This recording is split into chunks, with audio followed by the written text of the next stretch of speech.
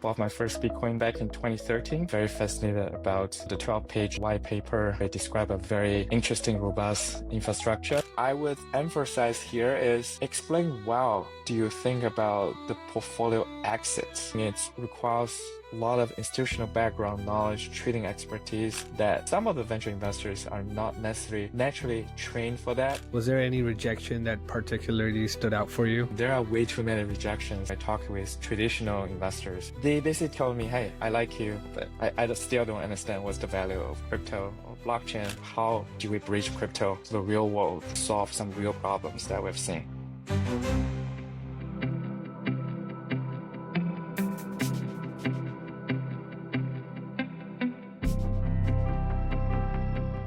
This season of the Inquisitive VC is proudly sponsored by Carta.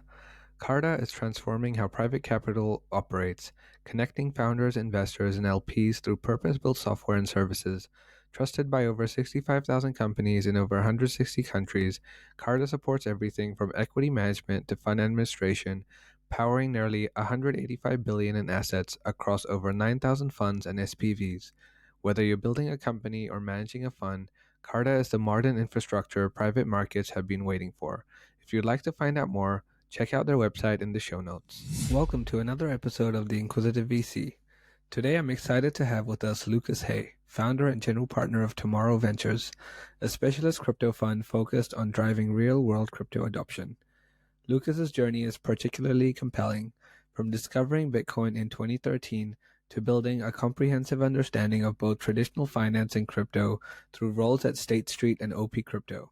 After years of witnessing the space evolve from speculation to institutional adoption, Lucas founded Tomorrow Ventures with the mission to bridge crypto to the real world and invest in projects that solve genuine problems beyond just token appreciation.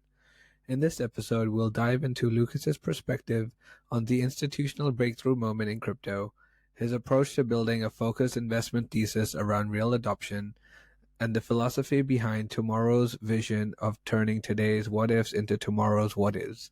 I hope you enjoyed the episode. Welcome, Lucas. Thanks for jumping on. Really appreciate your time. Thank you, Nawaz. Thanks for inviting me. I've been looking forward to it.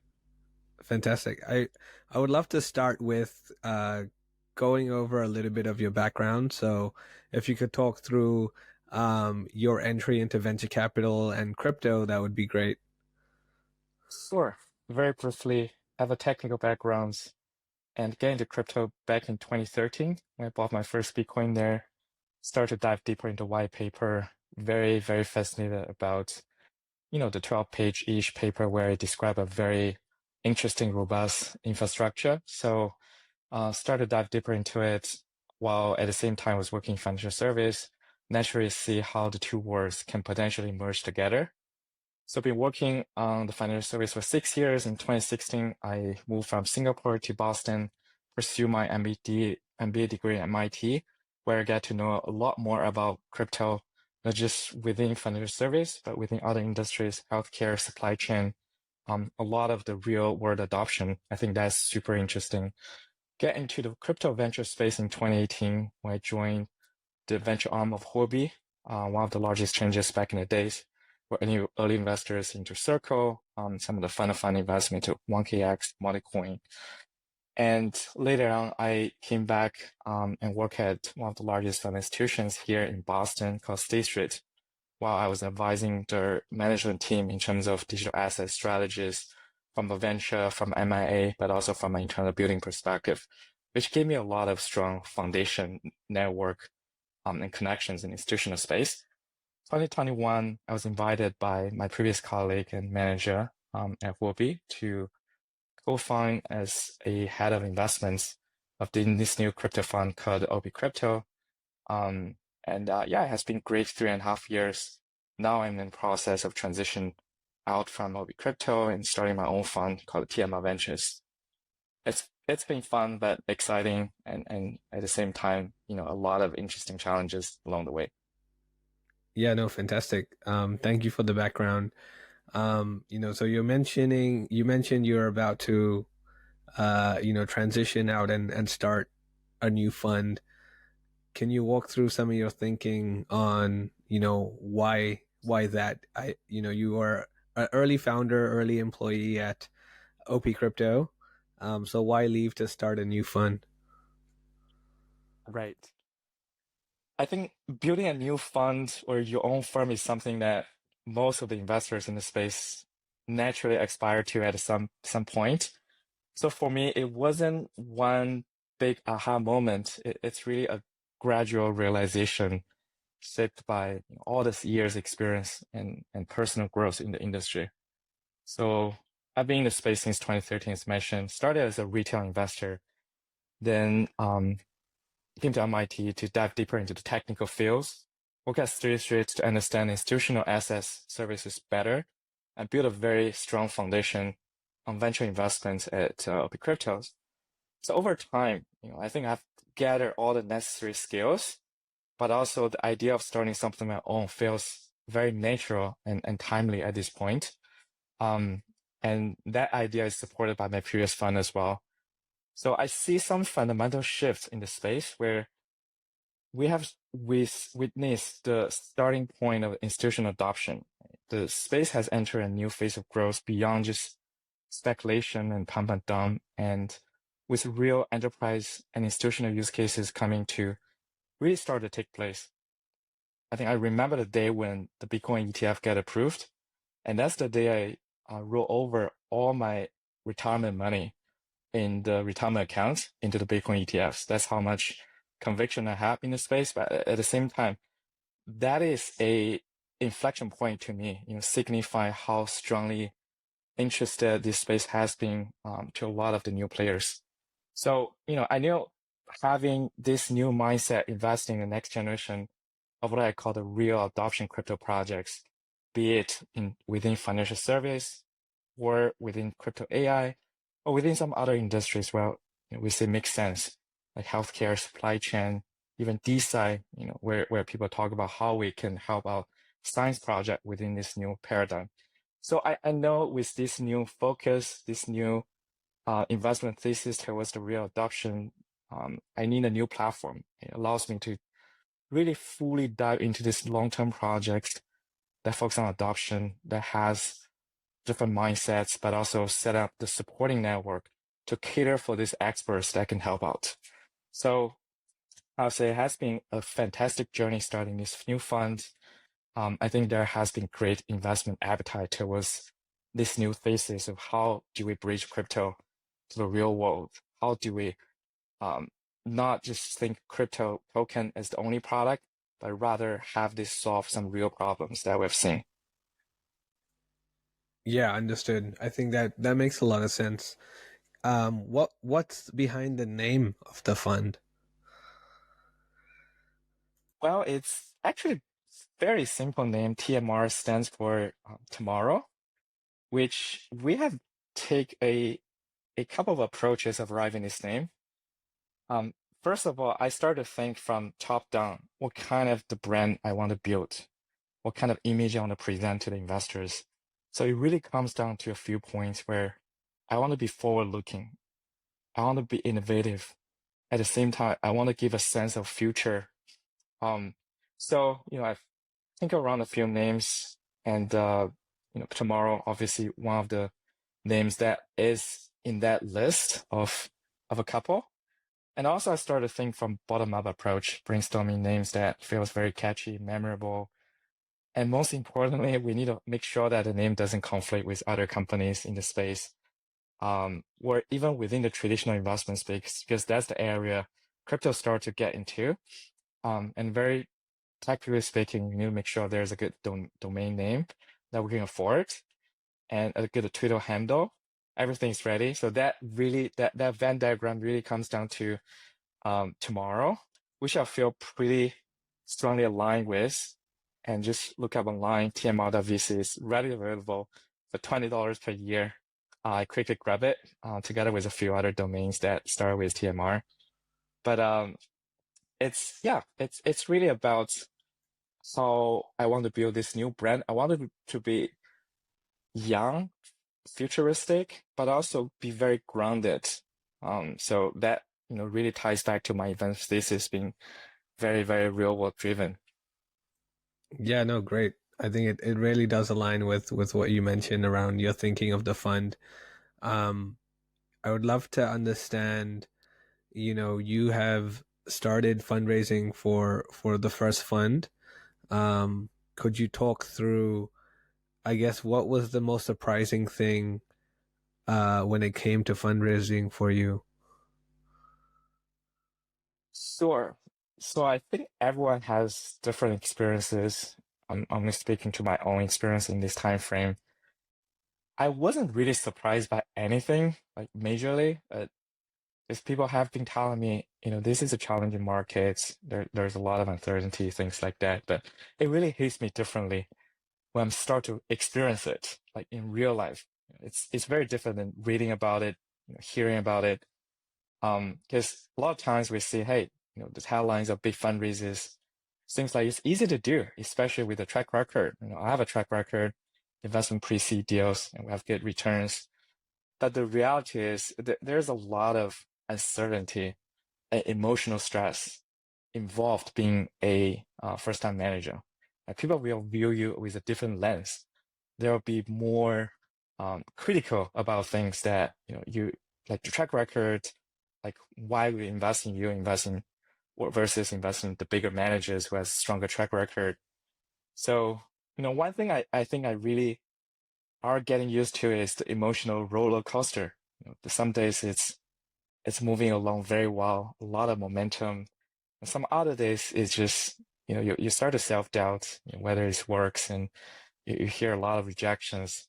And many things are out of your control, looking at the macros, looking at the cycles, looking at how the LPs are rethinking their investment strategies after the past cycle.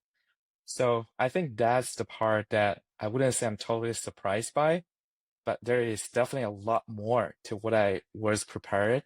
And fortunately, I think I have strong kind of personality and resilience to this situation. If anything, in the past 10 years plus in the space taught me is, you need to really be prepared for anything to happen. We go through the whole cycles of cracking down crypto from multiple times. FTX goes down, Terra Luna, and people's confidence in this industry comes and go. But for me, I have that long-term conviction. So it is hard at the same time. I feel like the lack of oversupply of capital is actually helping us to get into a better period of venture investments. We're looking at one of the surveys from PitchBook. It mentioned about the fundraising amounts from crypto VCs this year versus in 2021, 2022. It's actually 95% down. At first, it looks like it's a very, very bad market, but at the same time, looking at the bright side, less capital and more disciplined investors really allows the market to reset, okay, and start to support stronger founders at more reasonable valuations. So I think that's a blessing for long-term investors like what I'm aiming at. And I believe this vintage actually might be one of the strongest, in recent years. So, Mm-hmm. yep, I'm still trying to deal with a lot of market uncertainty and stress, but, I think we're in a good position to really march along. Yeah, I think you're right. Like the uncertainty and it's pretty hard, especially when there's a lot of things that, as a fund manager, you can't control. Um, what would you say was I guess, your process when you started to think about the fund? How did you think about, the fundraising process for yourself? Did you, I'm not sure, were you fundraising previously for OP Crypto? But, how did you kind of go about, okay, I want to do this fund now? And what were the steps for you to kind of go down as you started to line up meetings? Sure. So there are a couple of angles. At OB Crypto, where I was mainly the investment partner, managed the whole team, set up the processes, and relatively less involved in that whole fundraising and pitching process. Although I did bring some investors on board, I would say that's one of the biggest learnings I've been having starting my own fund. It's different than just running an investment team and doing a portfolio support and do accounting and auditing. And so the way I started is obviously talking with people that knows me in the past cycles from the old days. The founders that invest into the venture managers that I share deal flows with, who see me as a very active player in the space, and really some of the friends and family who has seen me through all this journey, they started to get more interested into crypto. I talk with people from my previous company at State Street, from my some other friends working at TriFi companies that are looking at this space as more legit, and they want to see how crypto and their industries can cross over. So those are the people I naturally get started. I would say this is forming my initial strategic checks, and people really believe in me, regardless of what's going on with the market, what is my investment thesis, because they trust me. And I think the next sector is what I call a lot of crypto native institutional investors. I was inside of investing from OB Crypto on the venture side. I was also managing the fund of fund book, where we invest into emerging managers alongside some of the largest fund of funds in the space. But throughout that process, I got to know most of the asset allocators here in the States and in the Western world in general, likes of Ackley, Theta, DCG. Some of those are the previous backers of the OP Crypto Fund. So I bring a lot of that institutional connections from day one, and start to have conversation with them on my unique thesis. I think that has helped me a lot in terms of getting some of the initial conversations. And I think going down the route, there is crypto foundations. I think are still actively looking at emerging managers to invest into. But more importantly, the way I deal with it, whenever I talk with investor or potential LP, I'll get their opinions and their takes on, who are actually deploying, who do they recommend I'm speaking with. At the same time, I've been traveling on the road for the past couple of months, really establish some new connections, but more importantly, just reconnect with people who are still active in the space. So I would say there's not a single answer to this. There's not a standard playbook. There are people looking for external advisors helping them with fundraise. There are industry conferences you can go. There's data platforms that you can get access to, family office data. But this is my approach. Just go with the people I'm most close with, start to hear their feedback, their warm introductions, and start to branch out from there. Great. No, I think that's a great process in terms of how you go about it. As you started to talk to LPs, was there any rejection that particularly stood out for you? Oh man, there are way too many rejections that I couldn't count within 5 minutes. But I think the general themes of those rejections overall, I feel it's not actually personal. A lot of those are based on the market sentiments and how they view the timing, the cycles are. So one example I can give to you is when I talk with traditional investors from, family offices. They basically told me, "Hey, I like you, but I just still don't understand what's the value of crypto or blockchain. We have seen you guys working in the space for more than 10 years, but still, there aren't a lot of impactful use cases I can really feel as an outsider, right? On the contrary, they are investing to AI, and they can understand and they can perceive AI as very powerful within different industries. They're using AIs. Even my mom used ChatGPT from time to time just to, search for different stuff. So I feel like that kind of mainstream adoption similar to AI hasn't yet come for crypto. It really reminded me how niche and how misunderstood this space still is from the outside perspective. So we take a lot of things for granted, like the things that we are excited about. But for the outsiders, what they see is a lot of headlines that doesn't necessarily give them the best impression of the industry. The hacks, the meme token pumps and dumps, and a lot of other things. So there's a lot of real work that needs to be done to bridge that gap. So that makes me also, on the other hand, looking at the bright side, very excited because I know this type of people are the next groups of people that can be onboarded. So once the real use case is out, once they are seeing the impact, I think they can contribute a lot more to the space.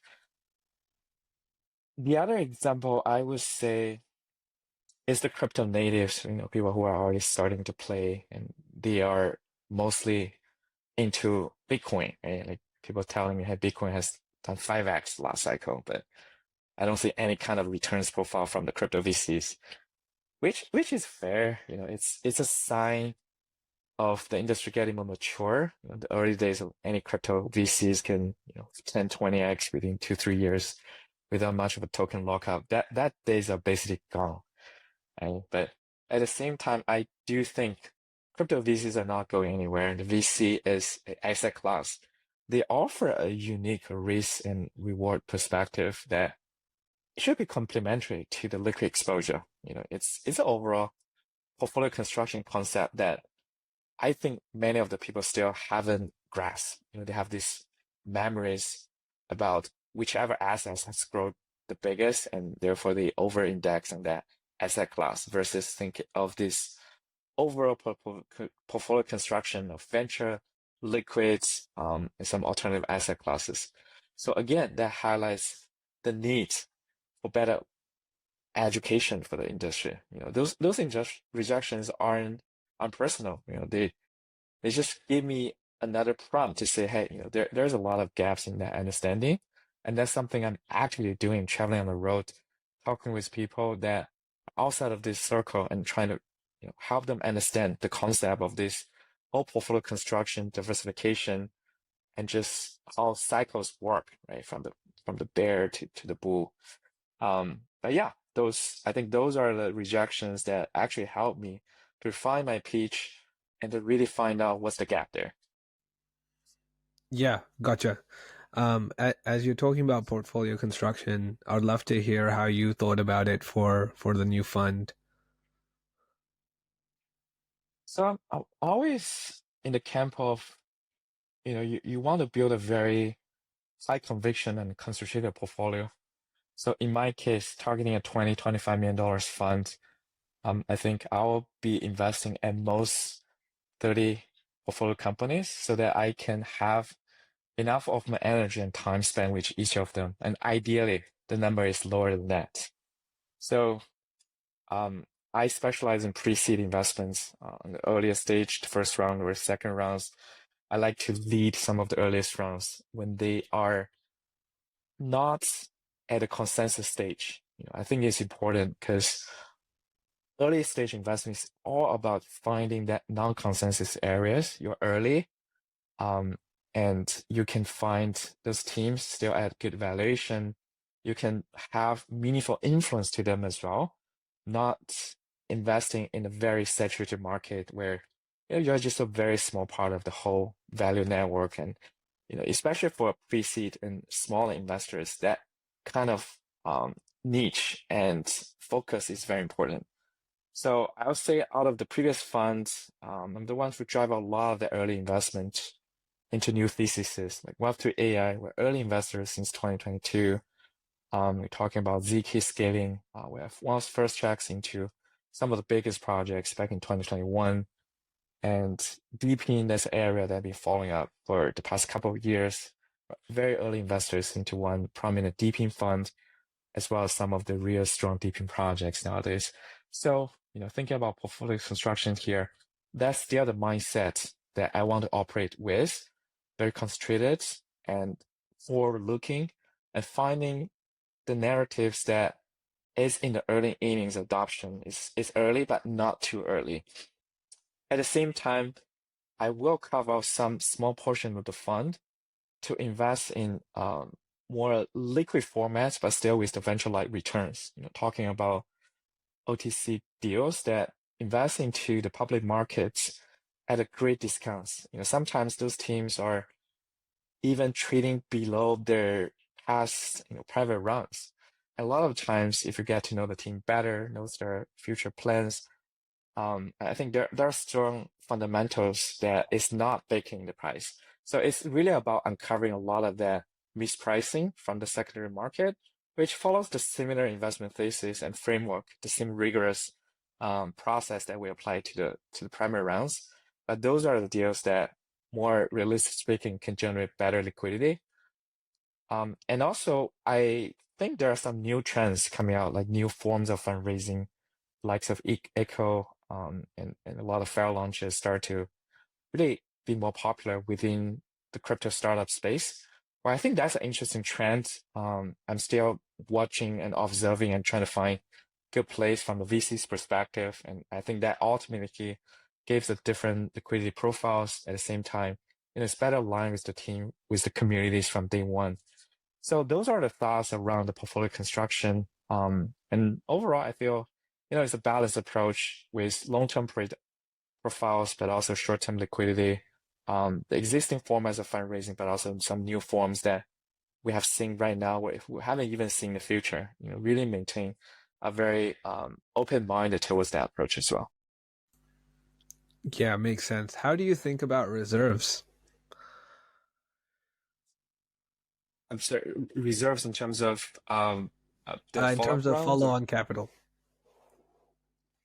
sure. So I'm definitely in favor of investing across cycles or across the rounds. To me, particularly, it's the pre-seed rounds and seed rounds. So typically what I want to work in here is, identify some strong projects. Ideally, I can lead the pre-seed rounds or write a meaningful check and, start to get hands-on with them and watch certain KPIs and really help them out with that next step of growth. And ideally, we can help structure the next round as well and introduce them to good investors alongside us. And typically we will, and it's my plan to invest in that next round as well. But it's sometimes I can see the value of some other investors coming to lead that rounds, versus, I lead all the rounds. So I would say, there are good companies, like I think more than 50% of them, we will write, historically speaking, a full-on checks, and that's still my strategy, in this new fund. Understood. Understood. You mentioned at your last fund you did a little bit of fund of fund stuff, and now you're also founding your own fund. What would be like the most crucial piece of advice you could give a new first time fund manager? It's an interesting question. Being on this different sides of the table, and now, just really appreciate a lot of that fund of fund framework, what they're looking at. I think one of the things I would emphasize here is explain well, how do you think about the portfolio exits? That's one of the questions I don't feel a lot of people are putting to their first priority. And I think a lot of VCs I've seen has made good investments, but not necessarily have a strong portfolio management or exit plans. Talking about how institutional this space should be in terms of there are scenario planning involved, there's risk management framework, there's um, simulation in terms of how the market will go, what price points will sell. And if this happens, what do you do? This doesn't happen, what do you do? So there's like a whole framework of portfolio access. I think it requires a lot of institutional background knowledge, trading expertise that some of the venture investors are not necessarily naturally trained for that. But I think this is super important, especially given the new meta where the portfolio getting longer and longer locks us. The LPs are demanding liquidity, and for the fund of funds, obviously they are the long-term investors, but still their LPs are demanding or asking about the liquidity profile. So I felt this question needs to be well prepared, and really start to think your edge of managing these portfolio companies. What kind of connections do you have there? What kind of unique value add you can provide, sometimes to increase their value. You're not just a passive investor, and more so the portfolio companies, the investment you've done, they will look at you as someone who guide them through the whole process. So that mindset, that rigorous portfolio management and platform approach is also very important to me, because capital at the end of the day is not the most critical thing for pre-seed stage deals. It's the guidance, it's the resources, and it's a lot of the other support that really matters. And that's what I'm trying to build in here as well. A very robust framework for platform resources, portfolio management, expert network, and make it very scalable as well. So that's one of the things I would highlight to any of the first-time managers to think about, in addition to investment, what are other things that the investors and the teams really care about. Yeah, no, great point. Thanks. Um, is there an example of a company that you feel is a great representation of your thesis for the fund? Absolutely. I think of a couple in the category. So one of the companies that I led and invest into in OP Crypto, the previous fund is called Natix, Natix Network, which is a pretty interesting company. They are crowdsourcing and decentralizing the collection of autonomous driving data. Right? Think about you can download the app on your phone, you monitor your dash cam and drive around and collect those street mapping data in the video format. And then on the other hand, there are the companies like the autonomous driving company. They constantly look for different training samples in different regions, at different cities. And I think there's a good market for this, especially with the growth of AI. There has been so many different companies come up with different vertical AI products. And I would say the biggest challenge they have, it's not the GPUs, it's not the models, it's the data. How they can efficiently source the data, and that becomes their edge. So in this way, I think crypto or blockchain is a foundation layer for payments, for orchestration of wider public, and also be the underlying layer for tracking, right? What contributions everyone's making. It's really working well within this new AI and data economy. So this company, their approach definitely is not new, but they're finding a good niche within that autonomous driving space. And I'm also seeing some other companies looking at different data segments. But I think that represent one kind of projects that I feel really excited about because it has a very strong business demand from the Web2 clients. And we see the potential of revenue generation from day one, and we see that potential bring this technology to more people outside of this industry. And ultimately, if they have a token, which they do, token itself is tied back to a lot of economic value that they can generate from those real business models versus the previous mindset and the practice where token itself is the product, which in some project makes sense if it's a very community driven, very retail folks product. But in this case, I think tokens somehow needs to be backed by those real revenues and these real business models. So those are the companies I'm excited about, and that is not limited within this segment. There's other industries, be it healthcare, telecommunication. There's obviously the whole stablecoin payments, RWA space, which has similar operating mindset and sort of the investment criteria here. Great example. Um, One thing that's different to a few of the other people I've had on the podcast for this season is that you're a solo GP. Could you talk about your thinking around, why you decided to go down that track of being a solo GP and how different it is, compared to your last role where you had, you were part of a partnership? Absolutely. So it's very different, being a solo GP versus being part of a bigger platform. No one has really tells me how, intense it is, starting this journey. Every decision, every setbacks, every winning, every no, every yes is with you. Personally, you could hire a team, you could have people working for you, but that doesn't replace the core decision making responsibility that rests on you as a GP. So at the same time, without a platform behind you, it's really about your value that you can tangibly bring to people because you don't have that natural credibility and brand name with you. And you have to do a lot of that from ground zero. Right? What I've been talking with people is really sharing a lot of my thought leadership and my views to help them understand how I work as a person. It really comes down to if people trust you as a person, like in some way, you are the product, right? Like people don't necessarily invest in a investment fund. especially for solo GP, for a first-time manager. They invest in this person who they believe can manage the money well, who they believe can pivot and adapt to new market challenges and paradigms. And at the end of the day, that's really about, building your brand as a unique product, and your fund just goes along with you. It won't be the same thing, right? As if like you have a very big machine. And it's the good thing is you're dealing with the founders who understand you're a decision maker. You make things happen much faster.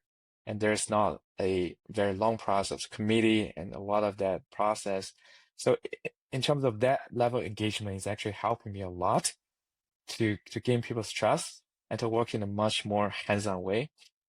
Um, but yeah, it's never an easy journey. At the same time, I do feel over the past more than 10 years, I get enough in terms of the skill sets, in terms of the network. It's only about whether you have the courage, you've seen the right moment to start things. I feel all the things start to line up for me in terms of the external environment, in terms of, how ready I am. Um, but yeah, I'm definitely growing this into a bigger brand and a bigger shop. So hopefully I'm not going to be doing this alone, for much longer. And I've been talking with good people that can potentially on board when things get into a good momentum. Gotcha. Great points. Final question. What's a secret obsession of yours that nobody knows about? A secret what? A secret obsession. Obsession? Wow. Okay. So I wouldn't say there's a lot of obsession. But I think I'm generally very, very geek in terms of technical gadgets. I'm the first generation holder of, the iPads, the iPods, and a lot of, the Apple Vision, a lot of the breakthrough technology products. I still remember, the first time I got hold of the iPads, first generation, it's very bulky. I spent actually $50 on the screen protector itself, just how excited I was. And I think where people criticize a lot of early stage technology, I see different things. I see their future, and personally, I have much higher tolerance for imperfection. All these first generations are not perfect. It's somewhat similar to how I discover crypto or blockchain. At the time, it was very, very slow. I tried to sync the whole database. It takes me hours, but now I think it takes days. But still, I enjoy and obsessed with just identify some of the new gadgets I could play around, whether it's within crypto, outside of crypto, in tech, even non-tech space. I like to start new things and trying out. I build different stuff. I have a 3D printer at home that I print 724 and different gadgets.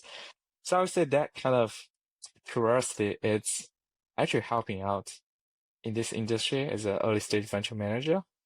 But yeah, I've been enjoying it. And it's always a good topic to share with people how many different digital gadgets I have, and what kind of the new releases that we're looking forward to as well. Yeah, that's super cool. I would definitely think of myself as an early adopter as well for some of these Nice, gadgets. I find them quite interesting as well. nice, nice. Cool. Yeah, Well, again, I think that was a great conversation, Lucas. I once again appreciate your time. Thank you for coming on and sharing some of your thoughts. thank you. Thanks again for inviting me. I enjoyed the conversations. Thanks for the thoughtful questions here.